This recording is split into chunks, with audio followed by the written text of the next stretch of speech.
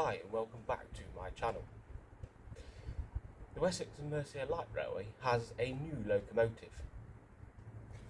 Not this one, this was my first locomotive, but this one over here.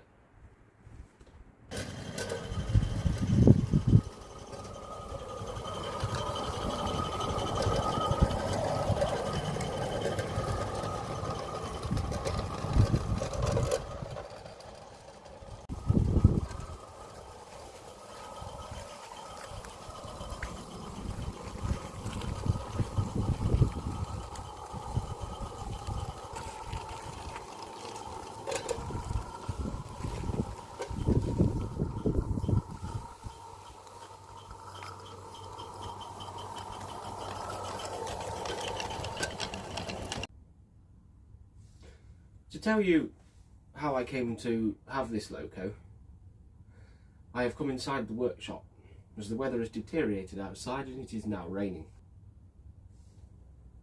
I purchased this loco as a part-built chassis and boiler on eBay and have built the bodywork myself.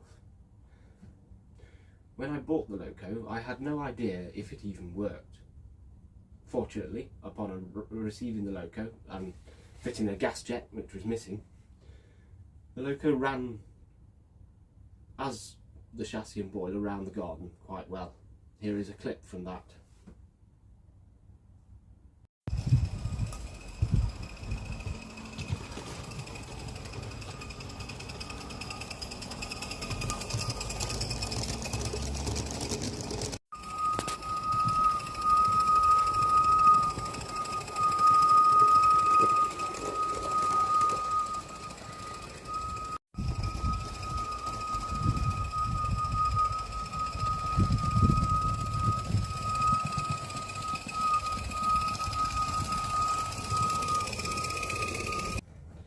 It was then time to decide what bodywork to put on it.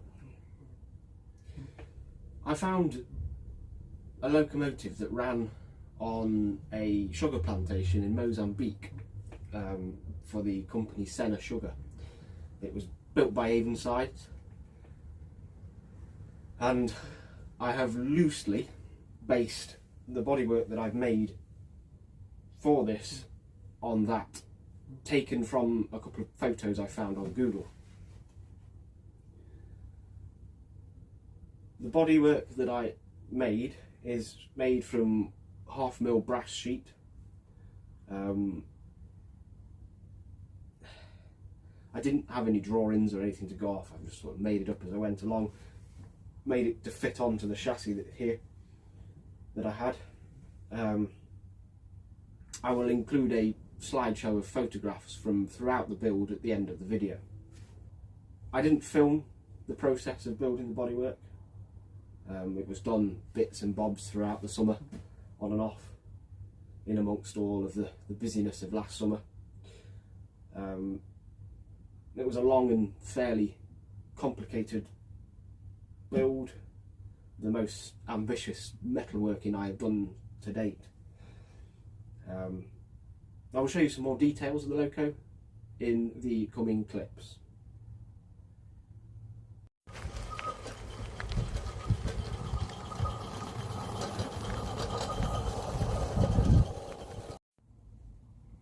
Right, so here is a closer up view of the loco.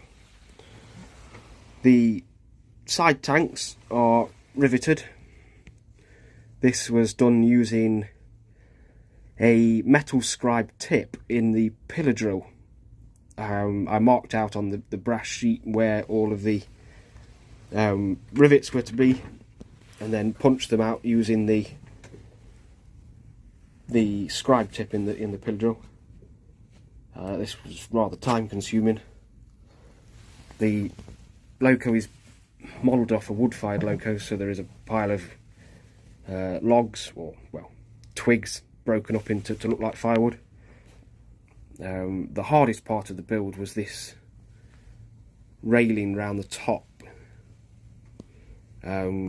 Soldering it together was a bit of a nightmare, as it's all cut out of the brass sheet. As soon as you got one piece soldered together, as you heated up the next bit, The first bit, the bit you'd already soldered came apart. I solved this using a wet piece of kitchen roll and put that round the sections I'd already soldered. That then helped hold it together while I soldered the next bit.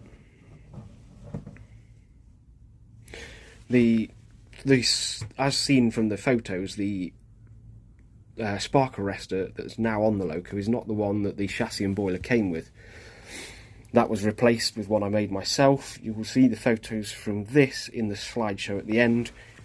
The dome and safety valve cover are also items I made myself. The cab floor that came with the loco was quite badly made. One of the only things that is badly made on what I bought. So I've made a new one that actually fits correctly.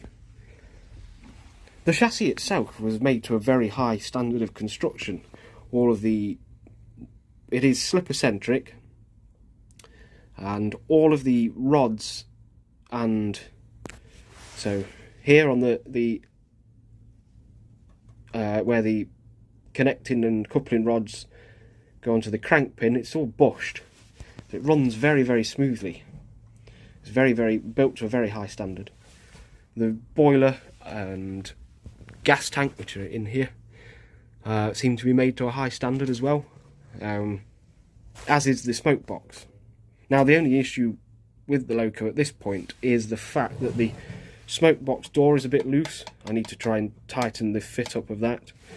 And the paint I used, it was high temperature paint, seems to rub off very easily. Other than that, the loco is pretty much complete.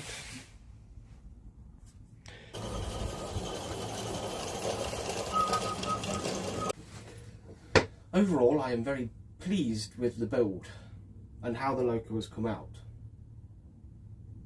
There are a few issues, as pointed out, one with the smoke box door, and there's a couple of places where you can tell my lack of experience in metalworking.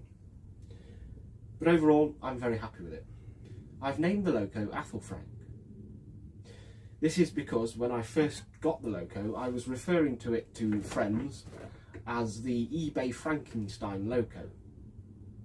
I wanted the name to reflect that as a bit of an inside joke. And obviously most of my locos are named after Anglo-Saxon monarchs, so the story is that it is an Anglo-Saxon Frankenstein. Thank you for watching. The video will now close out with a slideshow of photographs from throughout the build. Enjoy.